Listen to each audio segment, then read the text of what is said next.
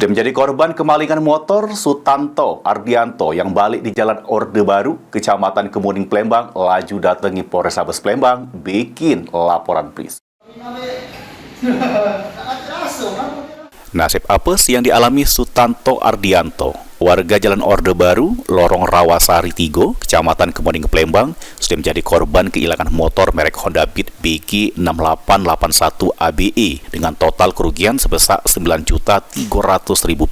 Kejadiannya dewe bermula korban yang parkir ke motor kesayangannya di luar rumah dengan kondisi stang dikunci sama pagar digembok. Perasa motor sudah aman, korban langsung masuk ke jero rumah karena nak tidur. Sekitar jam 4:30 pagi, korban dikabari sama tetanggonya yang nak sholat subuh kalau pagar rumah sudah terbuka. Korban langsung keluar jingok motor, dak taunya sudah melengit 3 sak maling. Korban sempat nyari motor sama keluarganya di wilayah yang dak jauh dari rumah. Sama nanyu tetangga sekitar kalau ada yang terjingok di motornya, cuma ada kati hasilnya. Korban juga mengungkap ke kalau di wilayahnya memang sering terjadi kemalingan. Sudah jelas sudah cak mano motor kita bisa hilang tuh?